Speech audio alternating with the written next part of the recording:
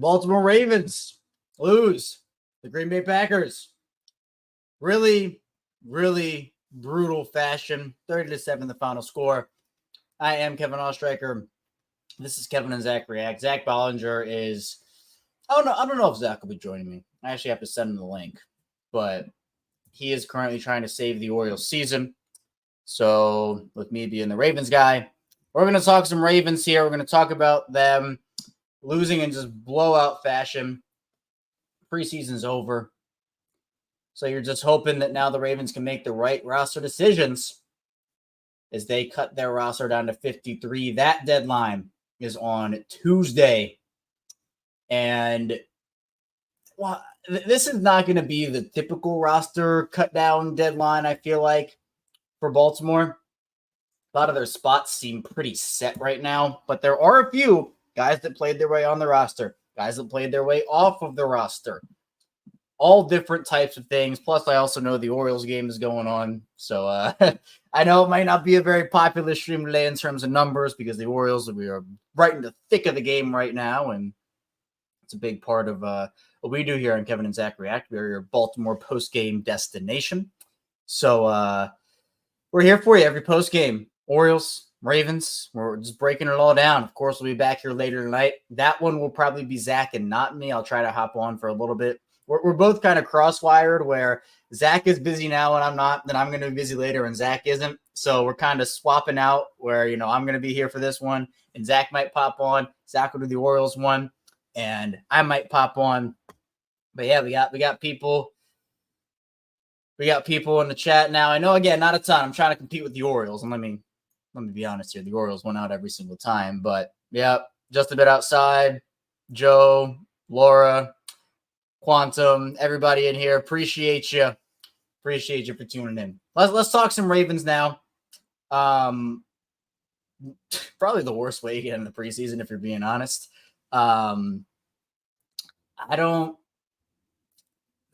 There's always a level of overreaction in the preseason, I feel like, where, with everybody playing, these are going to be depth pieces. But in this final preseason, you can't really react to, Devin Leary's the franchise quarterback, right? Pepe Williams is their number one guy. That's not what's going on. Now, I'm a little concerned about the depth. We're going to talk about that. But just feels like everybody was so excited for the preseason, and now there are all these different concerns, particularly about the offensive line. So, but let's just start off with, and look, Quantum says it right here. Oh, excuse me. Devin Leary. Not a great day for Devin Leary. 6 of 13, 34 yards, 2 interceptions. It's not the game that he needed. It's not the game that he needed. I just dropped my phone. Let me get it real quick. Because my computer can't handle the stats, so my phone has to handle the stats. Devin Leary was not good today. Wasn't hitting his spots. Really reckless throws, I thought, where those are throws you don't make. Right? A guy runs a good route, but there's a linebacker lurking or there's help over the top. You don't make those throws. And Leary's a rookie. He's learning. He's experienced. But the Ravens, they're already going with a bunch of youth. They have a bunch of youth everywhere. They can't afford guys. And look, Devin Leary's not going to play this season. He's not. If Lamar goes down, it's Josh Johnson. But I don't know, from a roster building perspective, do you want to have Devin Leary on the roster? And that will lose out on Ravens lose out on maybe an extra offensive lineman. Right? Ravens maybe lose out on a extra corner. And yes, SJR, Eli, yeah, it's preseason, right? I'm not sitting here overreacting saying the season's over because the Ravens lost the game and they got blown out. These are depth pieces. These are guys that probably won't make the roster. There will be a few. I think the concerning part for people, though, and kind of what the takeaway is, especially on the social media airwaves, is that especially in the run defense, where the Ravens again gave up 4.9 yards per carry to the Packers here, was not a good day run defensively for the Ravens. You had guys like Brent Urban. You had guys like, guys like Broderick Washington in the game. Brent Urban played, I think, the entire game. Trenton Simpson played the entire game. Simpson, I thought, was pretty good overall. Obviously, had the interception. I was surprised Trent Simpson played at all, if we're being honest. I was floored he played the entire game. I thought that he had done enough in the first two to be able to relax, take it easy. Your spot is secure. There's not. But I think they just wanted to see him in more action, I guess. I'm sure that's why they had Nate Wiggins play a little in this one as well. Urban, too, being a vet. And they didn't really have a lot of other bodies on the defensive line. But I was a little shocked to see Simpson, Wiggins. And yeah, Joe, I see it. Why did Wiggins even play? I think just to get reps. The good news for that is, though, they wouldn't feel confident playing him if the injury was still lingering. So at least the good news there is it seems like his injury is all good. Yeah, Eli saying last year the Commanders went 3-0 in the preseason, 4-13 when it mattered. Hey, the Commanders won the Super Bowl last preseason. You remember? You remember that? You remember they beat the Ravens, broke their streak. They were celebrating. They won the Super Bowl. Commanders won the Super Bowl in the preseason last year. But no, preseason has no bearing on the regular season. The Ravens were undefeated in the preseason for how many years in a row? And, they didn't win a Super Bowl any of those years. So I think it's more just so for trends, where there were trends in the first couple of preseason games that carried over to this third one. And that is inconsistent offensive line play. That is poor run defense outside of Philadelphia. The Ravens had two pretty poor showings on the ground game themselves. Speaking of that, just, man, gotta feel terrible for Owen Wright. I know I saw it in the chat earlier, but Owen Wright broke his foot. He's not done for the year, but they're going to have to make a decision on, is he an IR stash this year? Do they need somebody more immediate? Running back options out there right now include Dalvin Cook, Jerick McKinnon, Melvin Gordon, Latavius Murray, Kareem Hunt's out there, any of those guys. What they're going to have to decide is how much do they want to use Justice Hill on special teams. Because a running back on their roster is going to have to play special teams. If they bring in Dalvin Cook, they wait for Keaton to come back, they might have to use Justice in a much bigger special teams role than they thought. So for that third running back spot, because Derrick Henry is going to be Derrick Henry. There's no concern about the run game. It's just like, oh, what is Chris Collier going to be the Ravens running back one? Is John Kelly going to be the Ravens running back one? No, it's Derrick Henry, right? The running game will be okay. But the run game obviously doesn't just consist of the running backs. The offensive line, I thought the pass protection that the offensive line had on some plays, particularly that Josh Johnson and Tylan Wallace touchdown, I thought the offensive line had plenty of moments in pass protection today. It was the run game where I got concerned. And they played Voorhees play for a long time. Daniel Falele played for a long time. Roger Rosengarten played for a right time. Ben Cleveland came in. Falele got the start, and then Cleveland came in after him. I don't know what they're going to do. My prediction is it's going to be McCary at right tackle. Might shock people, but I think they might want to go with the vet. Not that Rosengarten looked bad. I don't think Rosengarten did anything wrong. They just generally prioritize. Like, I wouldn't be shocked if it's a Cleveland McCary, right? Everybody's been talking about Falele and Rosengarten. I wouldn't be shocked if the Ravens switch it up and just shock the world and say, oh, well, they're just going to go with the vets. We saw that. Tyree Phillips, right, was the preseason favorite to win was it right tackle job? I think it was right tackle job. The right tackle job for the Ravens a couple of years ago. And then, lo and behold, DJ Fluker comes in and wins that job. So the Ravens, the thing that concerns me, and I talked about this over on the Locked On Ravens Live before I fired this one up, is the lack of continuity really concerns me throughout training camp, because we saw this happen in 2021 with the Ravens when they basically had none. Kevin Zeitler came in. He missed time in training camp. Bradley Bozeman missed time in training camp. Alejandro Villanueva was switching over from the left to the right side. Then he had to move back over to the left side because Ronnie Stanley was missing time. And that just threw off everything. And this year, it's been Linderbaum has missed a lot. And I'm not worried about Linderbaum in particular. Like, Linderbaum's going to be fine. He's one of the best, if not the best center in the league. But I think it just depends how it goes this season, because it's Linderbaum. How does he play next to Andrew Voorhees, next to Falele, Cleveland, right? Just getting a feel for that. There's not a steady veteran presence next to him anymore in Kevin Zeitler, where there might be a mistake or two more per game that happens as opposed to when Kevin Zeitler was in there. And that can be some level of a concern. Linderbaum just has to learn to play with that. And that'll be fine. Again, this is nothing about Linderbaum. It's more so about the younger guys. But as I've talked about here, I talked about it on Locked On Ravens again, how much of a runway do you give these guys? How much of a runway do you give a lot of the young talent that this roster has? Because, the Ravens are competing for a Super Bowl. And it's all fine and dandy to develop guys, lean on your young guys. I expect a lot of the Ravens' young guys to step up this year. Right? I don't expect just everybody to flop, but I don't expect it to be perfect. And I think a lot of people are saying, oh, well, they need to be perfect to win the Super Bowl. No team needs to be perfect to win the Super Bowl. The Chiefs weren't perfect last year. Nobody's perfect.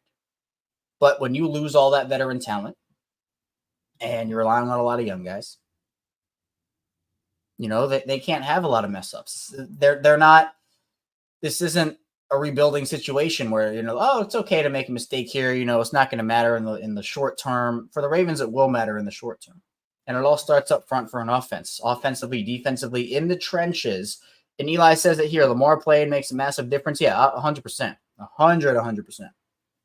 But Lamar also can't do it all by himself.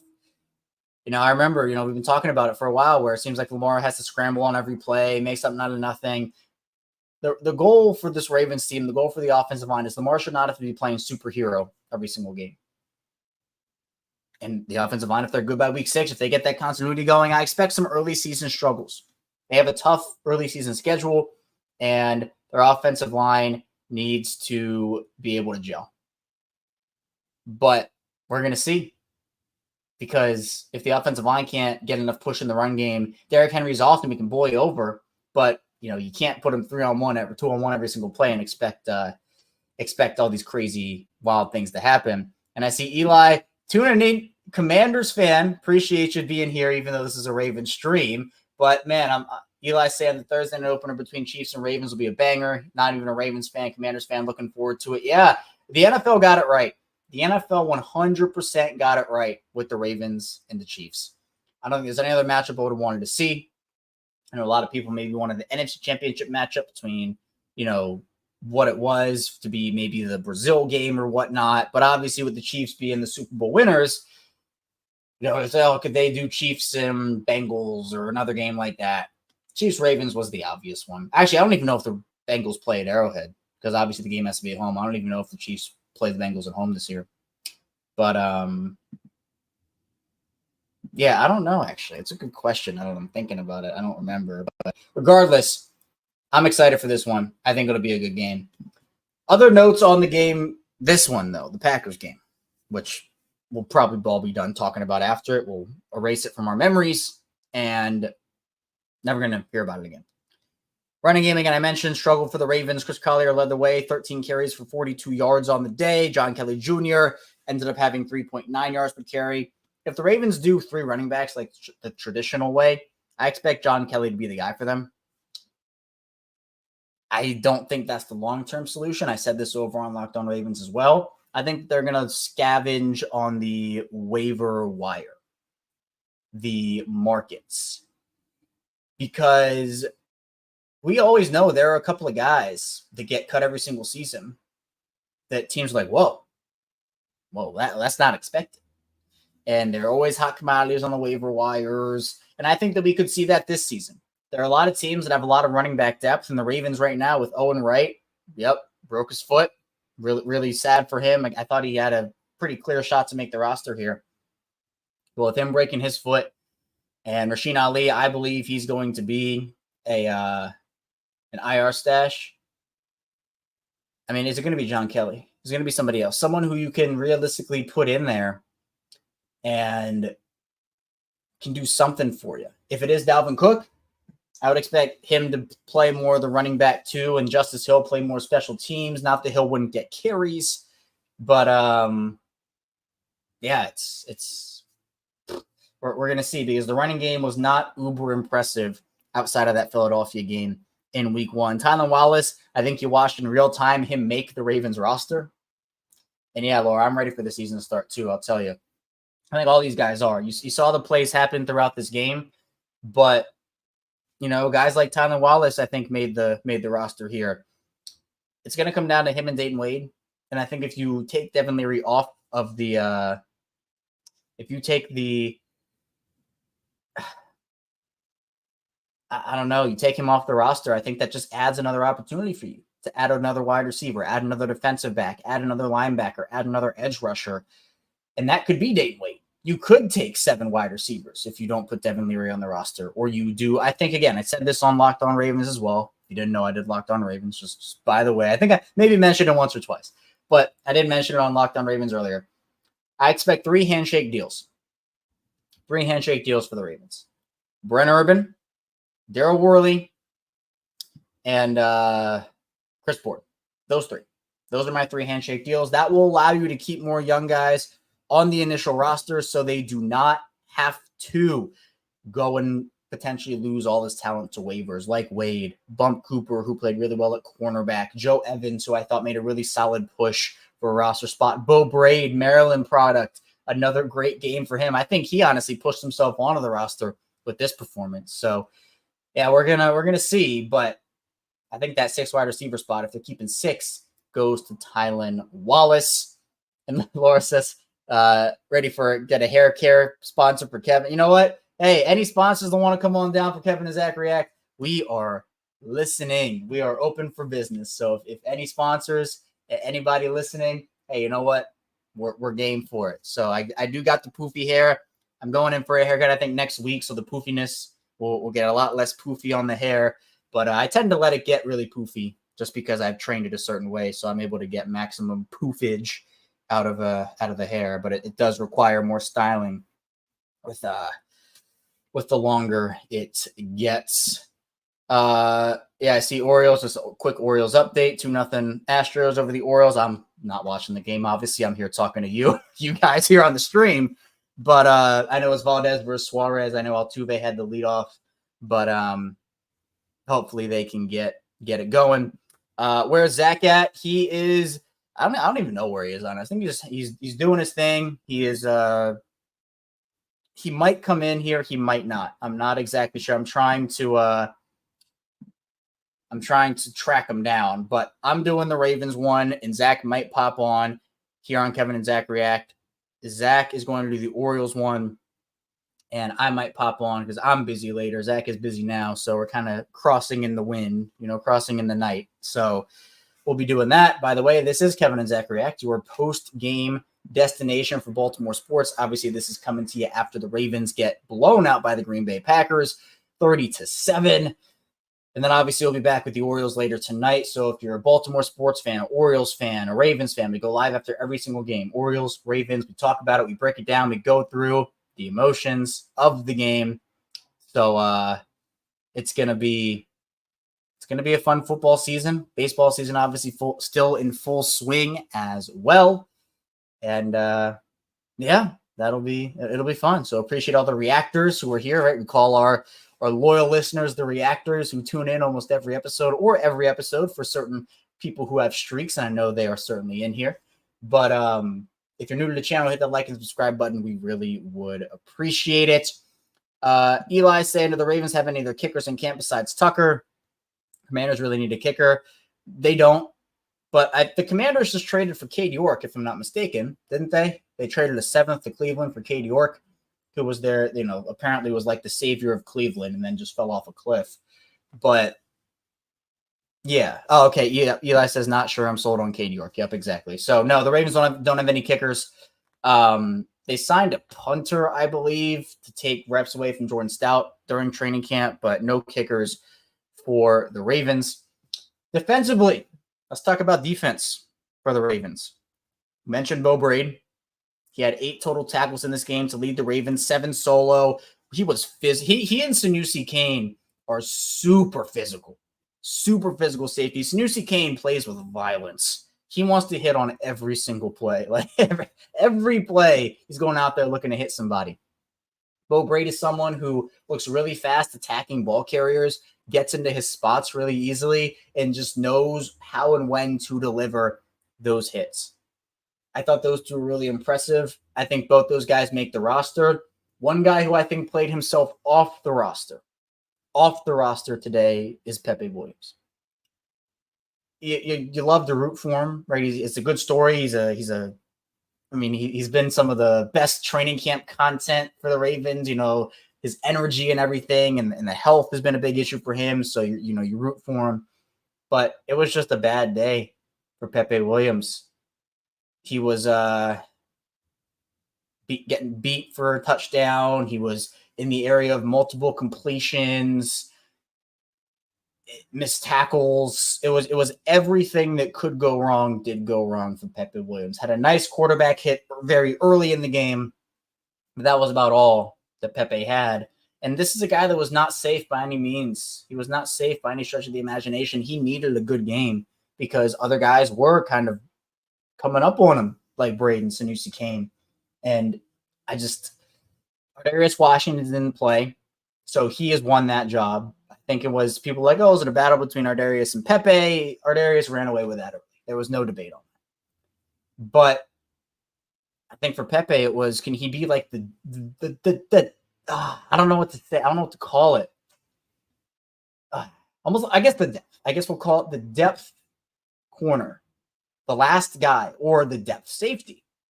Can he play as like a safety type player? Does he have that versatility? Because the Ravens, I think, are decently set at corner. And that's even with like guys like Bump Cooper being able to either make this roster off of his performance or there's just not enough space. So I think the only way they could have really done anything like that is for the safety spot for Pepe, and I just don't think he did enough. And he's a guy that will probably get claimed on waivers. He was a former 4th-round pick a couple of years ago. And, yeah, it just feels like it's tough because you want Pepe to make the roster. You want him to try to prove himself. But he had opportunities. He had a huge opportunity today, and he did not take advantage of it whatsoever. Other guys that I thought played decently well, I thought Trent Simpson, again, we talked about he had the interception. He played basically the entire game.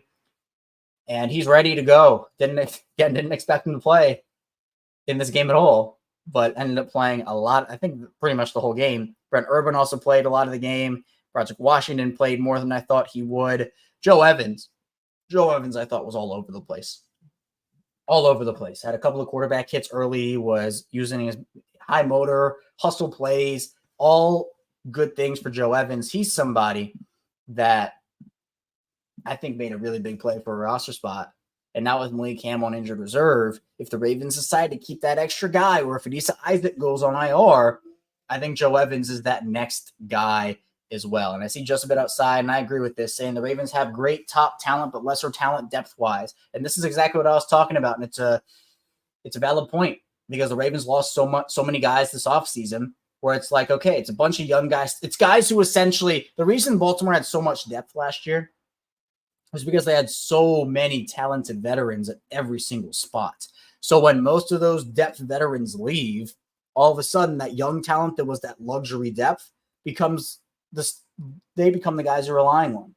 And then after that, you have even younger guys or less proven talent, and so you don't have the depth that you did last season. So it makes an even greater emphasis on guys staying healthy and making sure that they can stay on the field for as many games as they can, because this is where the depth concerns kind of arise, because if guys get injured, I don't have nearly as much trust in the depth as I did last year. That roster last year was so perfectly constructed, perfectly well put together. And Eric DeCosta, again, it's like he understood that he could not go out there and retain all those guys. It was unrealistic. But they chose the youth route as opposed to the veteran route for the most part. And that's something that they're going to have to do for as long as Lamar Jackson's on the deals that he's on. Because you can re-sign guys like Matabike at $100 million contracts and give Roquan all those deals. But we know coming up in the future, Kyle Hamilton, Tyler Linderbaum, Zay Flowers, Brandon Stevens, they're all going to get big money. Brandon Stevens is a free agent this offseason. I don't know if they're going to be able to retain both Marlon Humphrey. They might have to make a choice of Marlon Humphrey and Brandon Stevens, and then Nate Wiggins graduates into that next corner spot. So it's like, okay, the cornerback, oh, nice, you have depth, right? Awesome players, Marlon Humphrey, Brandon Stevens, Nate Wiggins. That's a really solid three. But then what if Stevens or Marlon Humphrey leaves this offseason? Then we're talking about the same concept we're talking about all over the place here this season of it's veteran players followed by a luxury young guy is the third player. But then if one of those veterans leaves, then the young guy gets promoted to a much bigger role, and then that other young unproven talent becomes what the luxury talent was, and it's no longer a luxury. So even on the offensive line, you lose 3 vets.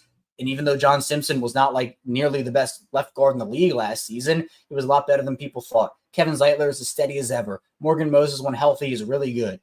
But they lose those 3 guys, and now all of a sudden it's that depth you felt great about of, oh, they have Ben Cleveland, Daniel Falele, Patrick McCary, all these guys waiting in the wings, right? Or he's waiting in the wings. All of a sudden, you need 3 of those guys to step in.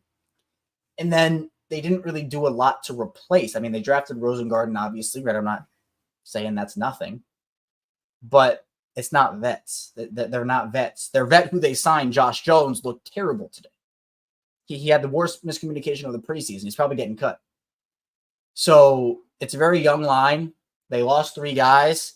And if a Cleveland or McCary goes down, you're really relying on the young guys. Not saying they can't do it, right? I'm not saying that, all hope is lost. They certainly can. But the talent that they have, it's going to be interesting because it all starts up front with the offense, as I was talking about earlier. Other places with roster predictions, I could see the Ravens keeping guys like Josh Ross at the inside linebacker spot. Their defensive line, they have 5, and they're pretty set there, right? They're pretty set at their 5 spots. I could also see tight end wise, they're keeping 3. I don't expect any huge decisions at offensive line. I think that's pretty straightforward. Outside linebacker is decently straightforward as well, depending on what happens with Lisa Isaac or not. So they have a lot of decent roster decisions to make, but I think the roster is pretty much set. It's just about how they maneuver through a lot of these other young guys here moving forward. And again, cut down days on Tuesday, so a lot more conversation to be had here. Eli asking, do I prefer the purple or black Ravens jerseys? Oh, the black is so good. The black is so good. The new purple helmets with the purple color rush jerseys, though, those are looking good. I like that. Those are good. But purple or black just in a vacuum. The black Ravens jerseys, to me, they're classic. They're sleek. They're clean. I'm definitely going black Ravens jerseys for sure. But I think that's all I got. Kind of a shorter stream. Obviously, the Orioles still in action. So, again, I don't beat out the Orioles, unfortunately, but I never expected to. But it's fun. Again, we're doing this after every single Ravens game. Obviously, things will pick up as the regular season. The Ravens and the Chiefs face off in just about 1.5 weeks now. So football season is close. It's really exciting. Again, we'll be back here later. Zach will be with you for the baseball Orioles post-game stream. I might hop on for that one. Zach did not have the opportunity to hop on for this one, but just taking it through every single Ravens game, which we'll be doing. And, of course, for the Orioles, it's a big stretch coming up for them. So thank you for everybody tuning in. Be sure to hit that like and subscribe button here if you want Baltimore post-game coverage. And, of course, be sure to check us out over in the Ryan Rippon Show as well, where we do go live Monday and Thursday from the newly revamped studio. We're going to have a lot of updates unveiled in there as well. So thank you, everybody, and we'll see you back here soon for the Orioles post-game edition of Kevin and Zach React. Chewies.